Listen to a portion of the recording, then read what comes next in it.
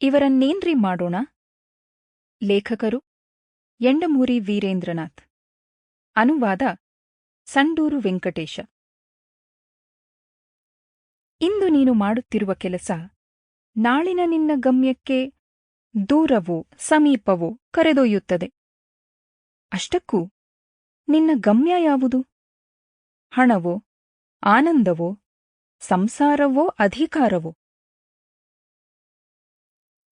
ಪೀಠಿಕೆ. ದಂಡಕಾರಣ್ಯದ ಮಧ್ಯದಲ್ಲಿ ಗುಡ್ಡಗಳ ನಡುವೆ ಇರುವ ಆಶ್ರಮದಲ್ಲಿ ವಾಸಿಸುವ ಯೋಗಿಯೊಬ್ಬನ ಬಳಿಯಲ್ಲಿ ಒಂದು ಅಪೂರ್ವವಾದ ನಾಣ್ಯವಿದೆ ಎಂದು ಶೋಕಭೋಜನನಿಗೆ ತಿಳಿದುಬಂದಿತು. ಅದು ಯಾರ ಬಳಿ ಇರುತ್ತದೋ ಅವರಿಗೆ ದುಃಖ, ಅಶಾಂತಿ ಇರುವುದಿಲ್ಲ ಎಂಬ ಪ್ರತೀತಿಯಿತ್ತು. ಹೆಸರಿಗೆ ತಕ್ಕ ಹಾಗೆ ಶೋಕಭೋಜನನಿಗೆ ಎಷ್ಟೋ ಸಮಸ್ಯೆಗಳಿದ್ದವು.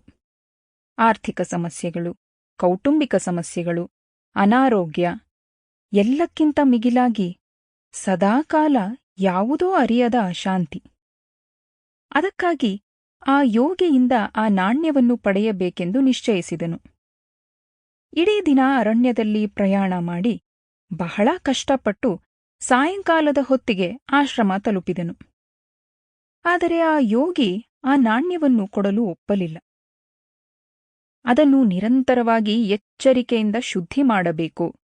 ನಿನ್ನ ಬಳಿ ಅದು ತನ್ನ ಪ್ರಭಾವವನ್ನು ತೋರಿಸುವುದಿಲ್ಲ ಎಂದನು.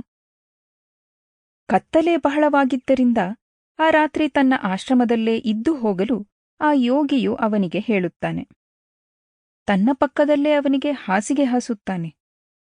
ಶೋಕಭೋಜನನು ಮಲಗಿದನಾದರೂ ಅವನ ಬಳಿ ನಿದ್ದೆ ಸುಳಿಯಲಿಲ್ಲ. ನಾಣ್ಯವನ್ನು ಕೊಡಲು ಇಷ್ಟವಿಲ್ಲದೆ ಯೋಗಿಯು ತನಗೆ ಸುಳ್ಳು ಹೇಳಿದ್ದಾನೆಂದು ಭಾವಿಸಿದನು.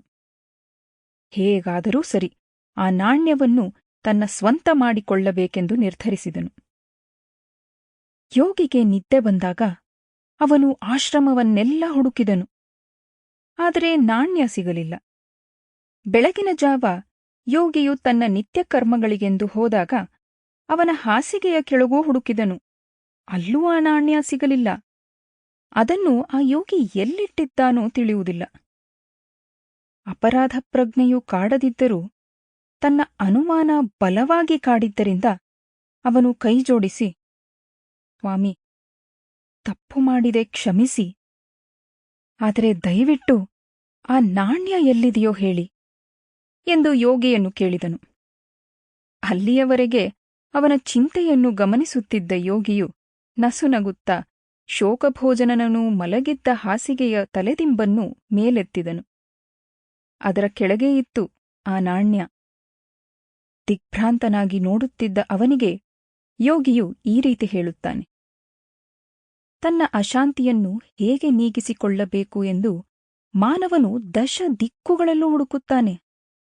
ತನ್ನ ತಲೆ ಕೆಳಗೆ ಅದಕ್ಕೆ ಪರಿಹಾರ ಇರುವುದನ್ನು ಅರಿಯುವುದಿಲ್ಲ. ನಾಣ್ಯದಲ್ಲಿ ಯಾವ ಶಕ್ತಿಯೂ ಇಲ್ಲ ಮಗು, ಅದು ನಿನ್ನ ಆಲೋಚನೆಯಲ್ಲಿದೆ. ಶೋಕಭೋಜನನಿಗೆ ಒಂದು ವಿಶ್ವ ರಹಸ್ಯವೂ ತಿಳಿದ ಹಾಗಾಯಿತು.